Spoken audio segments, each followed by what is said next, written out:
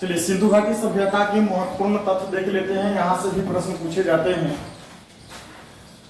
सिंधु सभ्यता का मुख्य रूप से नगर नियोजन, ध्यान रखेंगे, नगर नियोजन और जल निकास प्रणाली हेतु जाना जाता है। यहाँ पे फेमस था नगर नियोजन, नगरीय सभ्यता थी, और यहाँ की जल निकास प्रणाली जो है अपने आप में एक जो है बहुत बड़ी विशेषता थी। तांबे एवं टीन को मिलाकर के कांसे का प्रयोग, कांसा एक धातु तैयार इन्होंने किया जो किससे बनता है, तांबा और टीन को मिलाकर के कांसा बनता है। तो कांसे का प्रयोग इस सभ्यता में ज्यादा हुआ, इसलिए इसे कांस्य युगीन सभ्यता कहा जाता है। ध्यान रखेंगे ऑब्जेक्टिव में। फिर यह पहली नगरीय सभ्यता थी सिंधु घाटी सभ्यता। इस काल में चित्राक्षर लिपि थी, यानी कि जो लिपि थी वो चित्राक्षर था, भाव चित्राक्षर, चित्र के माध्यम से उसको लिखा जाता था। सर्वप्रथम हड़प्पा की खोज होने के कारण इसे हड़प्पा सभ्यता कहा जाता है। ठीक है, हड़प्पा जो जगह है पाकिस्तान में है और सबसे पहले इस स्थल की खोज हुई, इसलिए इसको हड़प्पा सभ्यता कहा जाता है। उसके बाद नेक्स्ट है सुमेरियन लेखों में हड़प्पा सभ्यता के लिए मेलुहा शब्द का प्रयोग किया गया है। इसमें हड़प्पा सभ्यता को सुमेरियन लेखों में क्या बताया गया है, मेलुहा बताया गया है। ध्यान रखेंगे किसका प्रयोग किया गया है, मेलुहा। किसके लिए, हड़प्पा सभ्यता के लिए। इंपोर्टेंट है ऑब्जेक्टिव। सिंधु घाटी सभ्यता मेसोपोटामिया और मिस्र की सभ्यता के समकालीन थी। तो पूछता है कि सिंधु घाटी सभ्यता किसके समकालीन थी, तो मिस्र और मेसोपोटामिया की सभ्यता के समकालीन थी। सुमेरियन सभ्यता के लोग प्राचीन विश्व के प्रथम लिपि आविष्कर्ता थे, यानी कि सबसे पहले लिपि का आविष्कार किसने किया था, तो सुमेरियन ने किया था। प्राचीन विश्व में सबसे पहला लिपि सुमेरियन थी। सबसे पुरानी लिपि पूछ दे, सबसे पहला लिपि, तो ध्यान रखेंगे सुमेरियन लिपि। सिंधु सभ्यता का सबसे बड़ा स्थल आपका मोहनजोदड़ो होता है, लेकिन भारत में सबसे बड़ा स्थल पूछ दे तो राखीगढ़ी है। ठीक है, भारत में सबसे बड़ा स्थल राखीगढ़ी, और पूरी इस सभ्यता में सबसे बड़ा स्थल कौन सा था, तो मोहनजोदड़ो था। मोहनजोदड़ो कहाँ है, पाकिस्तान में, जिसका अर्थ होता है मृतकों का टीला। चलिए आप देखिए, तो पहला इसका भारत में अगर कहा जाए तो सबसे बड़ा स्थल हो जाता है राखीगढ़ी, और 2 नंबर में हो जाता है धौलावीरा। ध्यान रखेंगे, धौलावीरा 2 नंबर में। 1 नंबर में सबसे बड़ा राखीगढ़ी, 2 नंबर में धौलावीरा, जहां से जलाशय तालाब का अवशेष मिला है। ये जो है बिहार। चलिए इसके बाद देखते हैं, सिंधु सभ्यता में आग से पके हुए मिट्टी को टेराकोटा कहा जाता है। ये पूछता है बार बार कि जो आग से पके होते थे, जो भी मलके वगैरह जो भी चीजें, उसको क्या कहा जाता है, तो उसको टेराकोटा बोला जाता है। लूथल और सुतकोतदा इस सभ्यता का प्रसिद्ध बंदरगाह था। ध्यान रखेंगे, बंदरगाह के लिए फेमस आपका लोथल जो कि गुजरात में है, और सुतकोतदा, ये जो 2 जगह थी, ये बंदरगाह के लिए प्रसिद्ध था। आगे सिंधु सभ्यता की मुहरे सेलखड़ी की बनी होती थी। सेलखड़ी जो होता था यह मुलायम पत्थर होता था, उसकी जो है मुहरे बनी होती थी। इस सभ्यता की 4 प्रमुख प्रजाति थी। सिंधु सभ्यता की 4 प्रजाति। पहला जो है प्रोटो ऑस्ट्रेलियाइड भूमध्य सागरीय, जिसको द्रविड़ कहा गया। तीसरा अल्पाइन, और चौथा मंगोलाइड। ठीक है, ध्यान रखेंगे ये 4 प्रजाति थी। लिपि दाएं से बाएं ओर लिखी जाती थी, यानी कि सिंधु सभ्यता की जो लिपि थी वह भाव चित्रात्मक लिपि थी, जो बाएं से दाएं ओर लिखी जाती थी। जब अभिलेख 1 से ज्यादा पंक्ति का होता था तो बाएं से दाएं और फिर दाएं से बाएं लिखी जाती थी। अब आगे देखते हैं कि हड़प्पा के लिपि से सर्वाधिक अक्षर जो है उल्टे यू के आकार के थे। इसमें मिला है जो अक्षर है वह उल्टे यू के आकार के हैं। प्रमुख फसल जो है यहाँ की गेहूं और जौ थी। मिठास के लिए जो है सैंधववासी लोग शहद का प्रयोग करते थे, और धरती को उर्वरता की देवी मान करके, पूछता है एग्जाम में कि उर्वरता की देवी मान करके उसकी पूजा करते थे। यहाँ मातृ देवी की उपासना ज्यादा प्रचलित थी। सिंधु सभ्यता में मातृ देवी की उपासना ज्यादा प्रचलित थी। पशुओं में जो कुबड़ वाला सांड होता था उसकी पूजा की जाती थी, वे पूजनीय था, कुबड़ वाला सांड। आगे सिंधु सभ्यता में शवों को जलाया जाता था। देखिए यहाँ पे शवों को जलाया भी जाता है और दफनाया भी जाता है। तो मोहनजोदड़ो में शवों को जलाया जाता है और हड़प्पा में शवों को दफनाया जाता है, ध्यान रखेंगे। दोनों प्रथाएं मौजूद थी। सिंधु सभ्यता के लोगों को लोहे का ज्ञान नहीं था। ये लोग लोहा से जो थे अपरिचित थे, परिचित नहीं थे। तो सिंधु सभ्यता के लोगों को लोहे का ज्ञान नहीं था। इसके अलावा सिंधु सभ्यता में शेर के अवशेष नहीं मिले हैं, मंदिर का अवशेष नहीं मिला है। फिर आते हैं अब नेक्स्ट पॉइंट में, जो मेन जो ऑब्जेक्टिव तथ्य हैं जो पूछे जाते हैं एग्जाम में, वो सब जो है एक तरफ से आपको क्लियर करा रहा हूं। तो चलिए अब आगे बढ़ते हैं, कोई दिक्कत नहीं। सिंधुवासी यानी कि सिंधु घाटी सभ्यता के जो निवासी थे उनको वे सूती और ऊनी वस्त्र दोनों धारण करते थे। सूती कपड़ा और ऊनी कपड़ा जो है दोनों पहनते थे। उन्हें लोहा का ज्ञान नहीं था, बताए भी थे, और वे तलवार से परिचित नहीं थे, तलवार नहीं जानते थे, और लोहा क्या होता है इसके बारे में उनको ज्ञान नहीं था। दो पॉइंट है जो एग्जाम में पूछे जाते हैं, ध्यान रखेंगे। सिंधु सभ्यता में घरों के दरवाजे एवं खिड़कियां सड़क की ओर न खुलकर पिछवाड़े की ओर खुलती थी।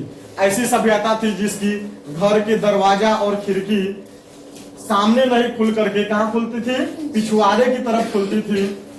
ध्यान रखेंगे, केवल लोथल नगर के घर के दरवाजे और खिड़कियां जो है सड़क की ओर खुलते थे। एक अपवाद में याद रखेंगे, इसके दरवाजे और खिड़कियां जो है घर के पीछे की ओर खुलती थी, लेकिन एक ही जगह है लोथल जिसकी दरवाजे सड़क की ओर खुलती थी, ध्यान रखना है, लोथल की। सिंधु सभ्यता के लोगों ने नहरों तथा घरों के विन्यास के लिए ग्रीक पद्धति को अपनाया था। किस पद्धति को अपनाया था? ग्रीक पद्धति को अपनाया था। मूर्ति पूजा हड़प्पा काल में आरंभ हुई। यहाँ पे मूर्ति पूजा शुरू हो जाता है, किंतु मंदिर का साक्ष्य नहीं मिला है। यहाँ पे एक भी मंदिर नहीं था, ऐसा साक्ष्य मिला ही नहीं है मंदिर का, लेकिन हाँ मूर्ति पूजा के अवशेष यहाँ पे मिले हैं, ऐसा माना जाता है। मोहनजोदड़ो से केवल एक स्तूप मिला है, मोहनजोदड़ो से एक स्तूप मिला है, ध्यान रखेंगे, ऑब्जेक्टिव है। इस काल में मिट्टी के बर्तनों पर लाल रंग का प्रयोग किया जाता था।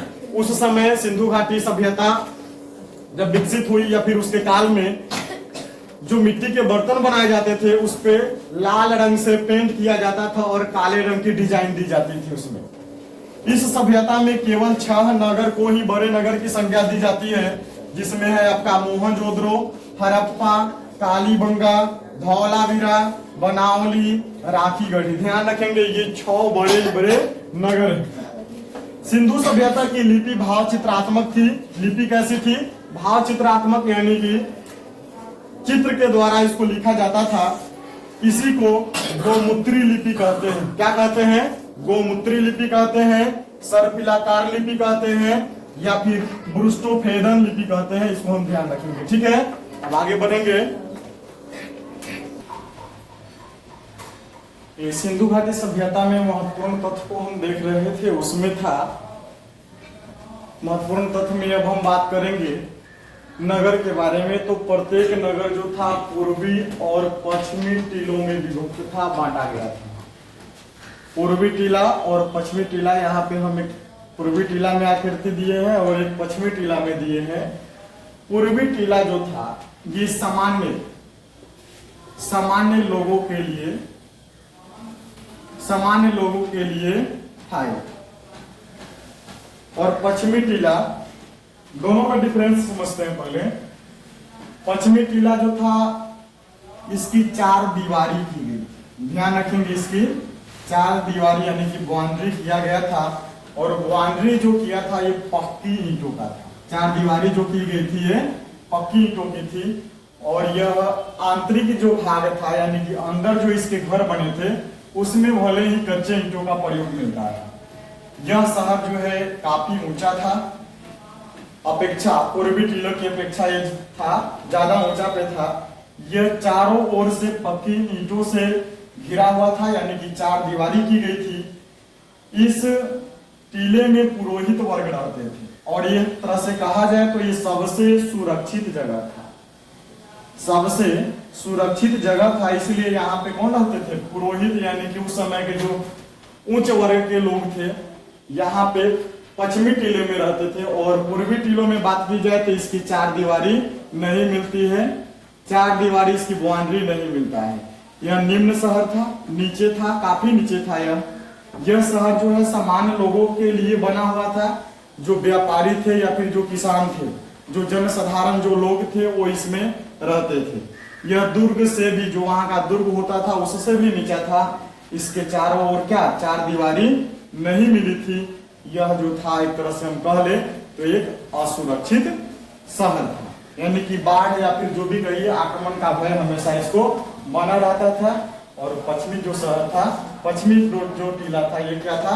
सुरक्षित था। अब आते हैं, बस इतना ही था इसमें। अब हड़प्पा सभ्यता में जो जो स्थल मिले हैं और कहां से किसका अवशेष मिला है, किसका साक्ष्य मिला है, उन सब चीजों को अब देखेंगे।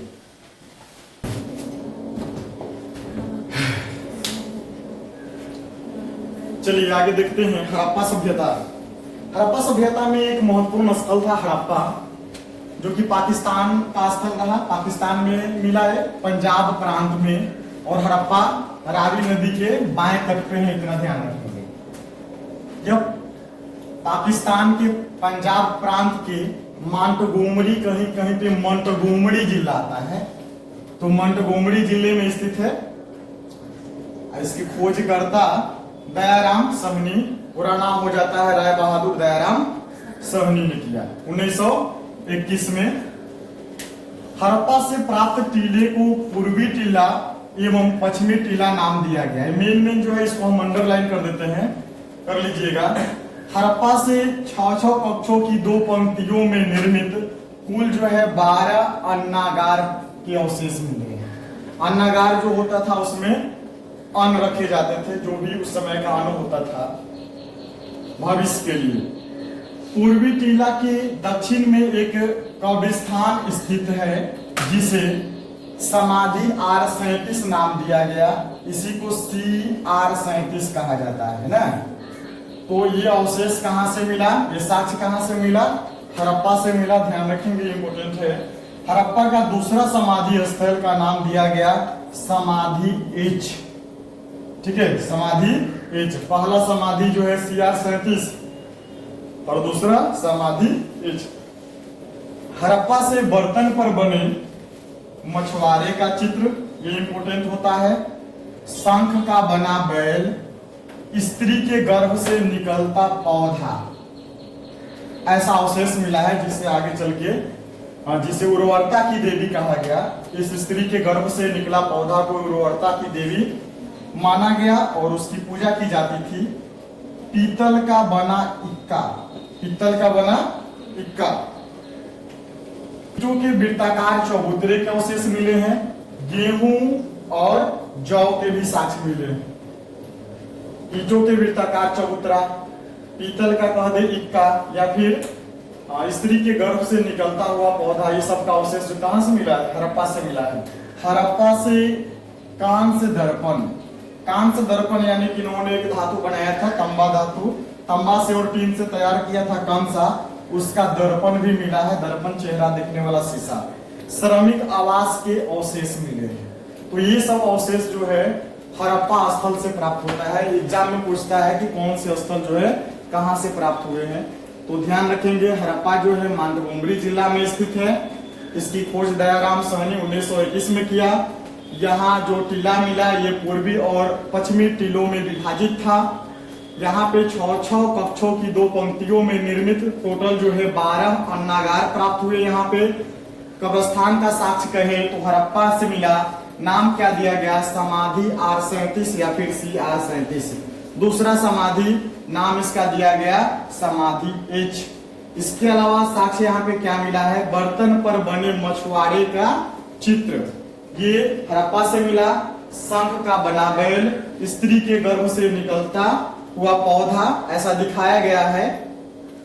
पीतल का बना इक्का, ईंटों के वृत्ताकार गोल जो है चबूतरा होता था बैठने के लिए। गेहूं और जौ जो अनाज है उसके साक्ष्य मिले हैं। कांस के दर्पण, कांसा धातु के दर्पण मिले जो मिश्र धातु है। और श्रमिक आवास के अवशेष, ये सब जो है हड़प्पा से प्राप्त होता है। तो हड़प्पा से इतना याद रखेंगे। अब आते हैं दूसरा स्थल मोहनजोदड़ो के बारे में। देखिएगा मोहनजोदड़ो के बारे में।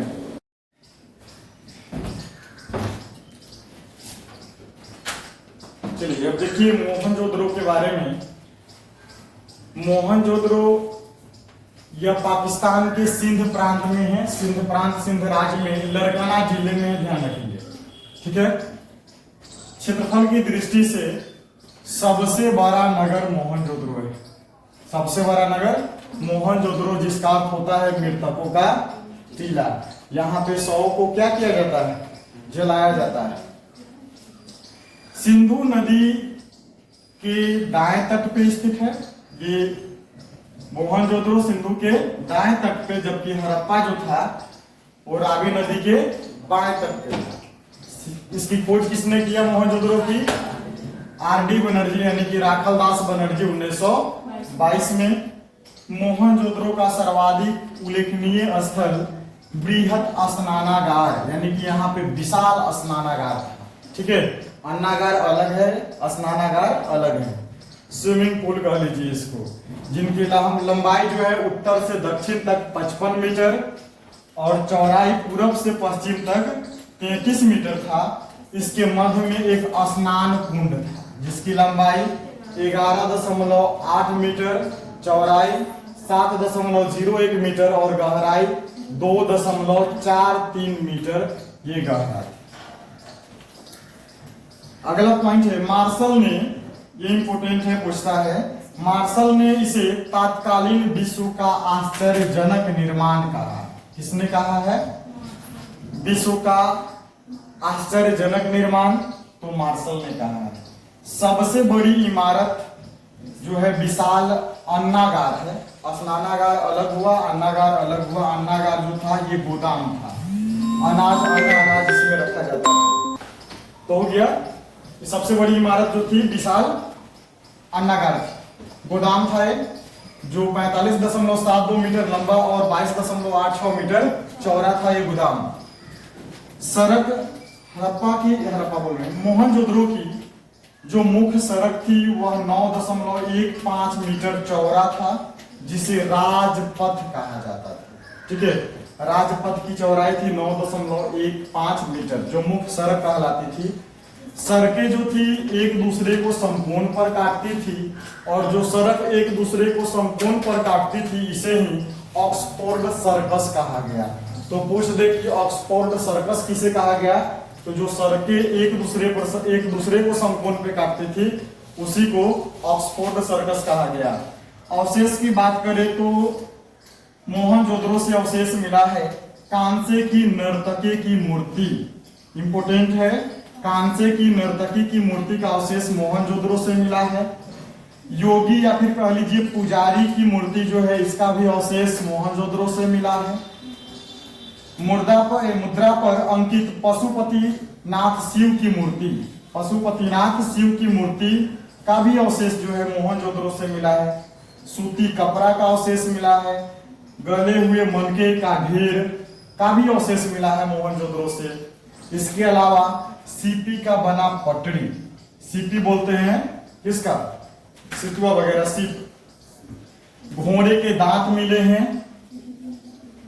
गीली मिट्टी पर कपड़े के साक्ष्य मिले हैं, ये मोहनजोदड़ो से। महाविद्यालय का भी साक्ष्य मिला है मोहनजोदड़ो से, और एक श्रृंगी पशु की मूर्ति का भी अवशेष मिला है मोहनजोदड़ो से। इसके अलावा घरों में कुआं का अवशेष ये मिला है मोहनजोदड़ो से। तो मोहनजोदड़ो से इतना हम चीजें ध्यान रखेंगे, अवशेष कौन से मिला और क्या इसकी विशेषता थी, बस इतना ही। अब आगे